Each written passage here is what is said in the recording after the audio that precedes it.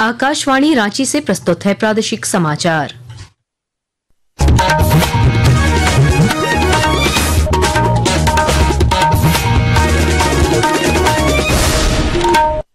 नमस्कार, प्रादेशिक समाचारों के साथ मैं कामिनी। पहले मुख्य समाचार।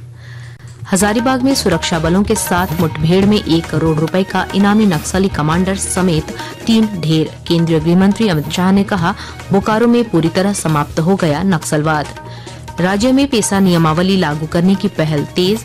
मुख्यमंत्री हेमंत सोरेन ने वरीय अधिकारियों के साथ की बैठक, दिए आवश्यक निर्देश। नीति आयोग के मेगा टिंकरिंग दिवस ने रिकॉर्ड भागीदारी के साथ रचा इतिहास। इंडिया बुक और एशिया बुक ऑफ रिकॉर्ड्स की सूची में बनाई जगह। इंजीनियर दिवस पर राज्य भर में कई कार्यक्रमों का आयोजन। राज्य सरकार ने कहा, आधुनिक झारखंड के निर्माण में इंजीनियरों की भूमिका महत्वपूर्ण। और रांची समेत राज्य के कई हिस्सों में मूसलाधार बारिश से जनजीवन प्रभावित। मौसम विभाग ने 18 सितंबर तक भारी से अति भारी बारिश का जारी किया अलर्ट। और अब समाचार विस्तार से।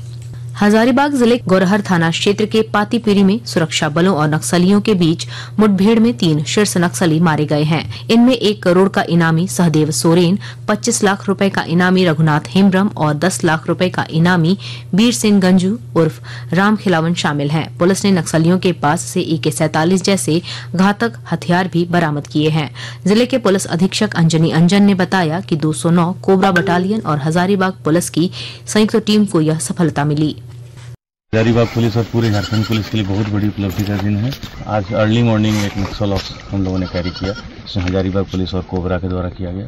इसमें 3 नक्सली मारे गए हैं और 3 AK-47 हमें रिकवर हुआ है। भारी मात्रा में गोली भी मिला है। अन्य भी नक्सल से जुड़ा हुआ दस्तावेज और डॉक्यूमेंट टेक्निकल सब कुछ मिला है। तो अभी हमारी टीम आगे कार्रवाई कर रही है।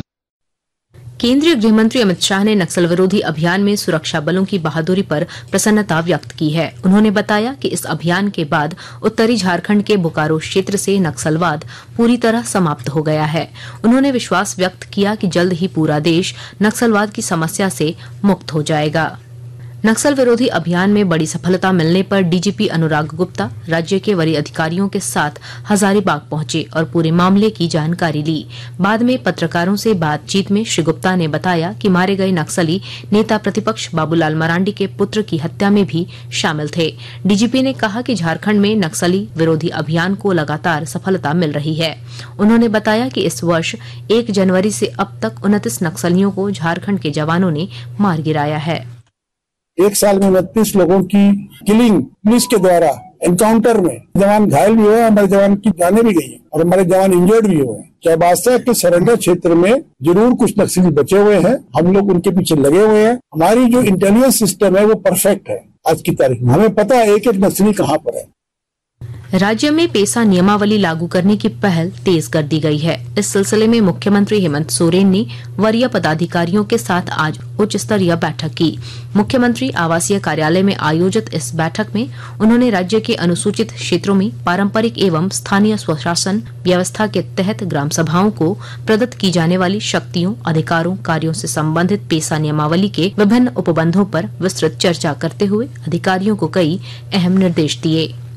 नीति आयोग के अटल इनोवेशन मिशन के तहत मेगा टिंकरिंग डे पहल ने इंडिया बुक और एशिया बुक ऑफ रिकॉर्ड्स की सूची में जगह बनाई है। नीति आयोग ने बताया कि इस पहल ने एक ही दिन में टिंकरिंग गतिविधि में सबसे ज्यादा छात्रों की भागीदारी का रिकॉर्ड बनाया है। आयोग ने कहा कि 9,000 से ज्यादा अटल टिंकरिंग लैब स्कूलों के 4,73,000 से ज्यादा छात्रों ने मिलकर स्वच्छ भारत के लिए एक समाधान तैयार किया है। इधर पाकुड़ जिले को नीति आयोग की पहल AI फॉर विकसित भारत में झारखंड के 4 चयनित जिलों में शामिल किया गया है। इस सिलसिले में नई दिल्ली में आयोजित कार्यक्रम में उपायुक्त मनीष कुमार ने जिले का प्रतिनिधित्व किया। आकाशवाणी के ताजा तरीन समाचारों के लिए आप हमारी वेबसाइट newsonair.gov.in पर लॉग ऑन कर सकते हैं। ताजा समाचार X handle @AIR news alerts और Facebook page All India Radio news पर भी उपलब्ध है। आप प्रादेशिक समाचार एकांश के एक्स हैंडल @AIR न्यूज _ और Facebook page Akashvani news Ranchi, Instagram page तथा YouTube channel AIR news Ranchi पर भी हमारे बुलेटिन सुन सकते हैं। प्रादेशिक समाचार आप आकाशवाणी रांची से सुन रहे हैं। मुख्यमंत्री हेमंत सोरेन से आज रांची स्थित मुख्यमंत्री आवासीय कार्यालय में टाटा मोटर्स लिमिटेड के एक प्रतिनिधिमंडल ने मुलाकात की। इस अवसर पर मुख्यमंत्री को प्रतिनिधिमंडल में शामिल अधिकारियों ने टाटा मोटर्स द्वारा हाइड्रोजन इंजन एवं इलेक्ट्रिक ट्रक निर्माण के क्षेत्र में किए जा रहे प्रयासों से संबंधित जानकारी दी। झारखंड हाईकोर्ट के आदेश के बाद राज्य सरकार ने झारखंड निःशुल्क और अनिवार्य बाल शिक्षा अधिकार नियमावली में संशोधन कर दिया है। इसके तहत अब सभी स्कूलों के लिए मान्यता प्राप्त करना अनिवार्य है। शिक्षा विभाग ने इसकी तैयारी शुरू कर दी है। इंजीनियर दिवस पर आज भारत रत्न एम विश्वेश्वरैया को पूरा देश याद कर रहा है। झारखंड में भी कई कार्यक्रम आयोजित किए गए। रांची के शौर्य सभागार में झारखंड इंजीनियरिंग सर्विसेज एसोसिएशन के द्वारा आयोजित कार्यक्रम में मंत्री सुदिव्य कुमार, दीपिका पांडे और योगेंद्र महतो शामिल हुए। इस मौके पर झारखंड में एक इंजीनियर्स एकेडमी के गठन की मांग रखी गई। कार्यक्रम को संबोधित करते हुए मंत्री सुदिव्य कुमार ने कहा कि झारखंड को विकसित राज्य बनाने में इंजीनियरों की भूमिका अहम हो सकती है। 17 तारीख के विश्वकर्मा विश्वेश्वरैया साहब, सारी चीजें कहीं न कहीं उसी बात की ओर इंगित करती है कि हमारा यह भारतवर्ष का समाज आपको अभियंत्रण इकाई के साथ साथ निर्माण का एक माध्यम, एक साधन मानता है। वहीं मंत्री दीपिका पांडे ने भी कहा कि आधुनिक झारखंड के निर्माण में यहां के इंजीनियरों की बड़ी भूमिका होगी।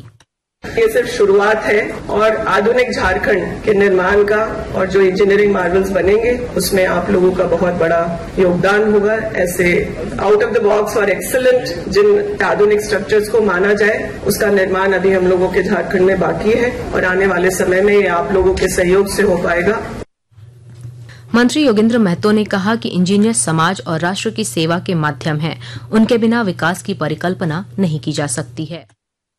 इंजीनियर समाज और राष्ट्र की सेवा के माध्यम है। हम इंजीनियर्स के बिना विकास की कल्पना को नहीं कर सकते हैं और अगर इंजीनियर्स हमारे बीच में अपनी सेवा को समाज और राष्ट्र को समर्पित न करें तो हम समझते हैं कि बेहतर कल की कल्पना भी हम नहीं कर सकते। चतरा जिले में JSLPS की आजीविका ग्रामीण एक्सप्रेस योजना खासकर महिलाओं के लिए वरदान साबित हो रही है और जानकारी दे रहे हैं हमारे संवाददाता। चतरा जिले के सुदूरवर्ती क्षेत्रों की महिलाओं को आजीविका के नए साधनों से जोड़ने, ग्रामीण इलाकों में बेहतर कनेक्टिविटी और ग्रामीण उत्पादों को बाजार उपलब्ध कराने में JSLPS की आजीविका ग्रामीण एक्सप्रेस योजना मददगार साबित हो रही है।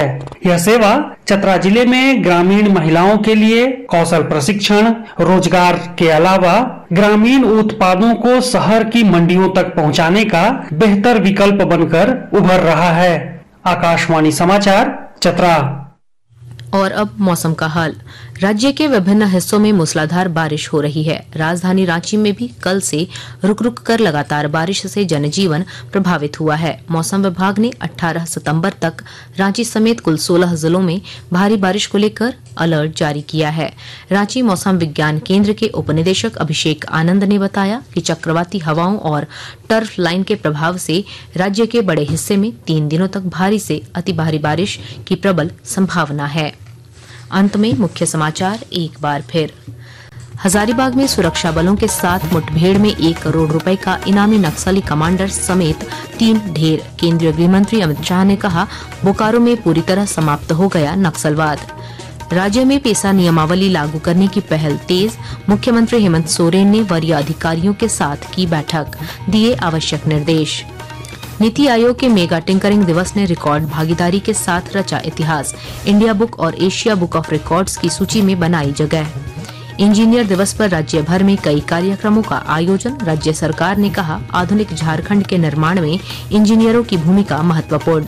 और रांची समेत राज्य के कई हिस्सों में मूसलाधार बारिश से जनजीवन प्रभावित। मौसम विभाग ने 18 सितंबर तक भारी से अति भारी बारिश का जारी किया अलर्ट।